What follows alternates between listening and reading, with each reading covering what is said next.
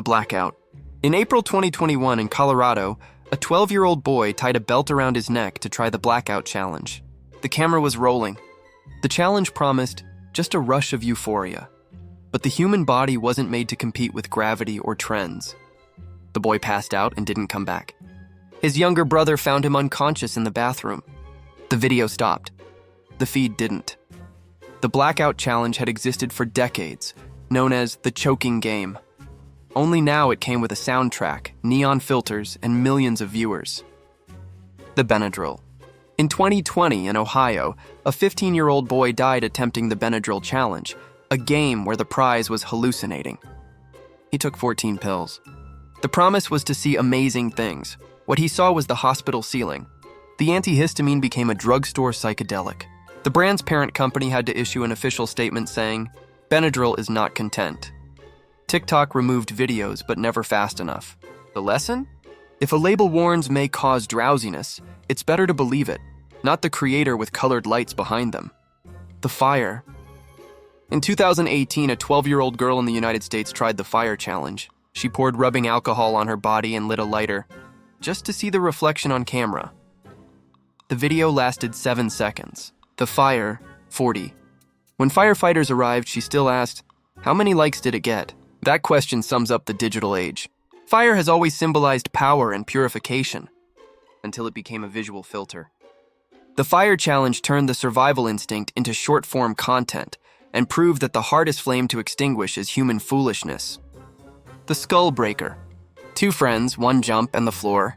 That's how almost every skull breaker challenge starts. In 2020 in Venezuela, a 16-year-old boy tried it at school. His friends kicked his legs as he jumped. He fell headfirst, suffered a traumatic brain injury, and died the same day. In the comments, reactions split between "how awful" and "where do I find the original sound?" If you need a caption to understand that breaking someone's skull isn't entertainment, maybe the algorithm isn't the only one with an empathy problem. The chrome.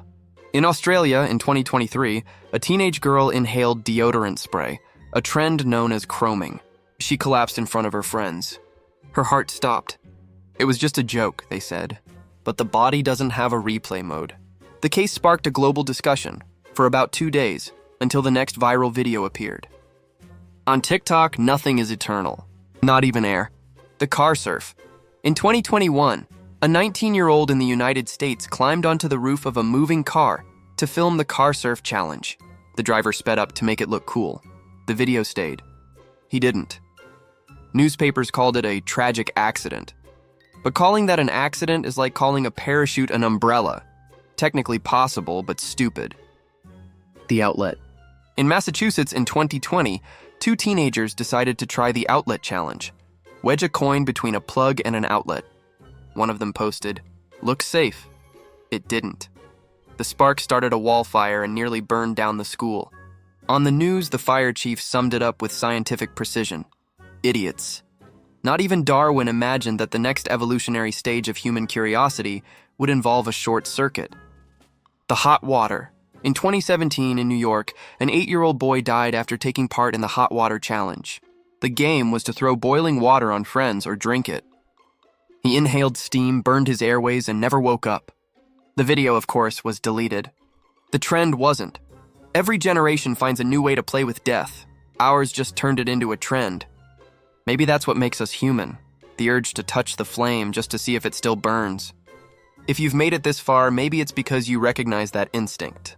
So hit the like button, not out of habit, but as a tribute to those who didn't make it to the end of the challenge. And comment with one word, aware. Because in the end, maybe that's the only challenge still worth taking.